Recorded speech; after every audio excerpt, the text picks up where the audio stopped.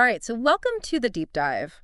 We're all about taking some really fascinating source material and, just unpacking it, giving you a real solid understanding of a complex topic. We get rid of all the fluff and we just go right to the good stuff. I don't like that.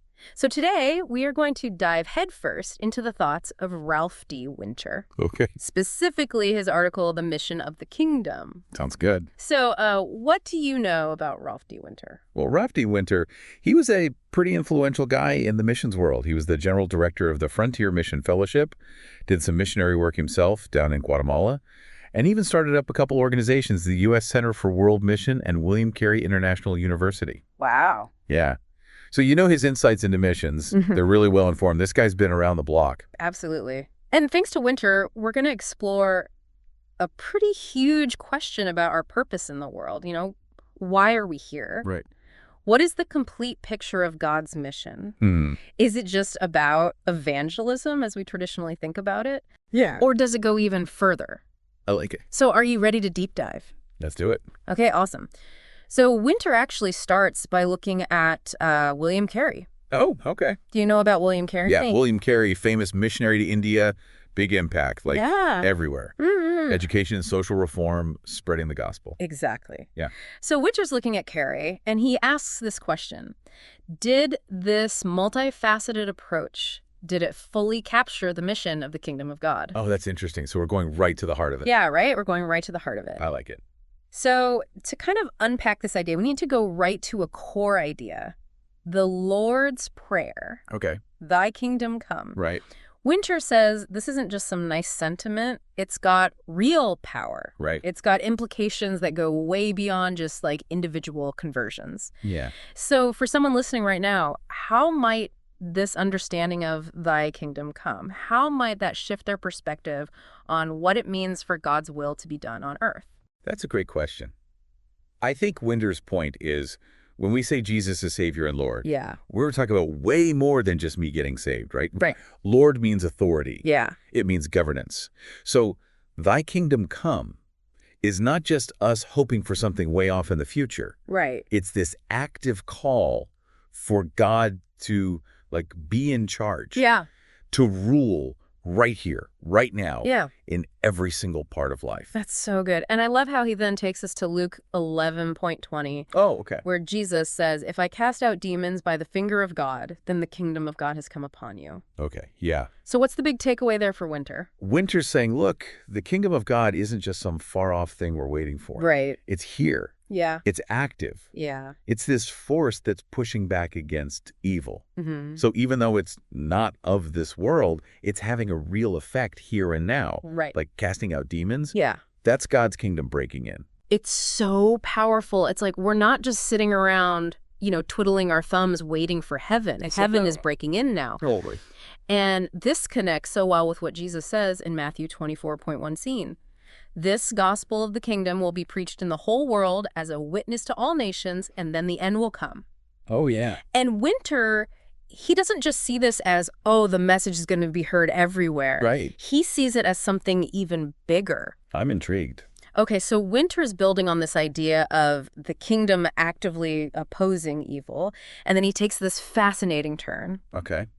Go ahead. Yeah, so Winter's saying this coming of the kingdom. Yeah. It's God showing up in places where evil is running the show. It's not just spreading information. It's like this takeover. Yeah. God's authority changing things from the inside out.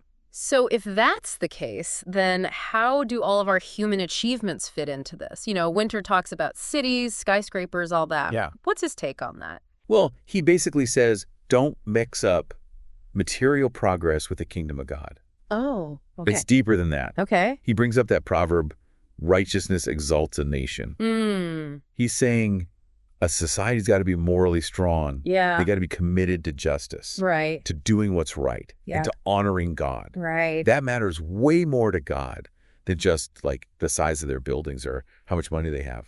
Okay, so how would Winter advise someone listening right now to evaluate whether their nation, whether their society is actually reflecting God's kingdom? What should we be looking for? Well, he would probably say look for justice. Yeah. Look for how people are treating the most vulnerable. Right. Look for ethical standards. Yeah. A culture that really lines up with, like, who God is. Right. It's not just about the stuff. No, it's about the heart of the people, Right. the spiritual health. That's good. And he even goes on to talk about things like medical missions Okay. and how we express God's love through action. Right. So are those things just tools for evangelism in his view? I don't think so. Okay. Winter, he sees them as, like, genuine expressions of God's love. Not just a tactic. Yeah. They're showing who God is. Right. His compassion, his care. It's like the character of God on display. Exactly. Okay.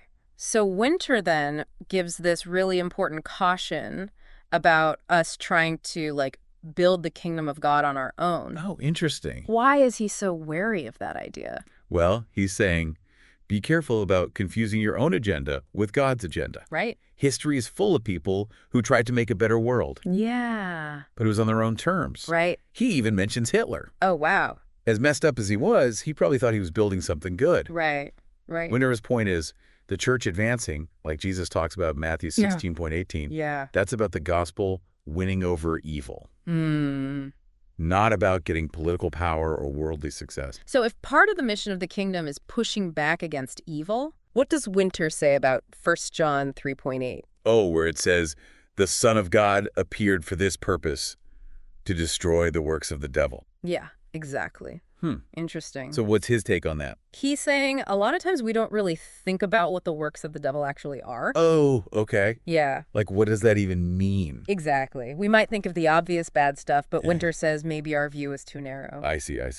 And this is where he brings in Gregory Boyd, right? Oh, okay. And how some early Christian traditions maybe unintentionally led to this passive stance when facing evil. Right. What does he mean by that? Well, Winter's using Boy's idea that some pagan influences way back in Augustine's time, Yeah. they might have made Christian mission a little too passive, Oh, okay. like just accepting evil instead of fighting it. Hmm. Boyd uses a couple examples that are pretty interesting. Oh, okay. Like, there was this medieval Mother Superior. She had a worm burrowing in her forehead. What? Yeah, I know. Oh, my goodness. But she wouldn't let anyone touch it. Really? Yeah, she thought it was God's will. Oh, Or some Protestants back in the day, they were against smallpox vaccinations. right. Yeah, because they thought it was messing with God's plan. And even some Hindus and even some Americans. Yeah. They don't resist destructive things because, Yeah. that's just the way it is. So it's like this idea of just like giving in to suffering instead of fighting back. Wow, that's powerful. So this all leads to this central question that Winter throws out.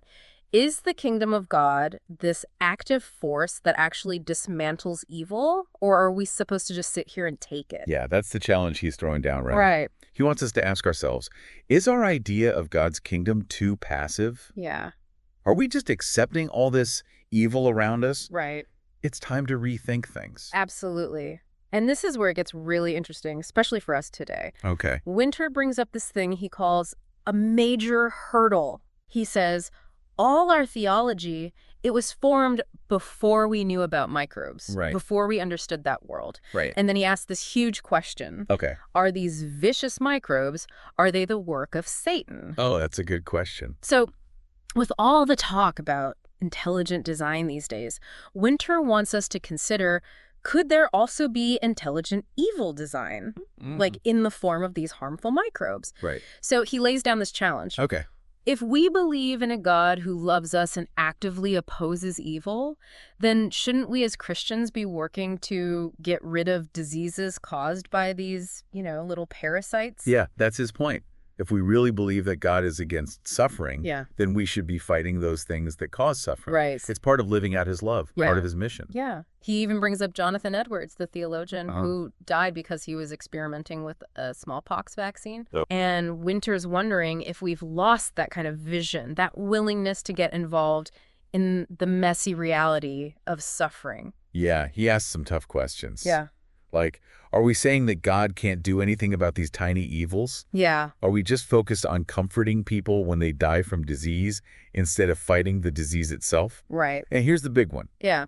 Would William Carey, if he knew what we know now, Yeah. would he have gotten involved in fighting microbes? That's a huge question. It is. So then Winter shifts gears a bit and looks at how the world population has grown over time. Okay. What does he see there?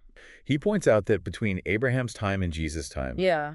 the world population grew really slowly, like only 0.1% a year. Wow. Yeah. Why so slow? He says it's because of all the war and pestilence. Oh, okay. It was just constant. Right. It kept the population down. And how does that compare to more recent times? Well, before the year 2000, things got a lot better in terms of war and disease. The population was growing at like 1.7% a year. Wow, that's a huge jump. It's 17 times faster. So what's the takeaway from that?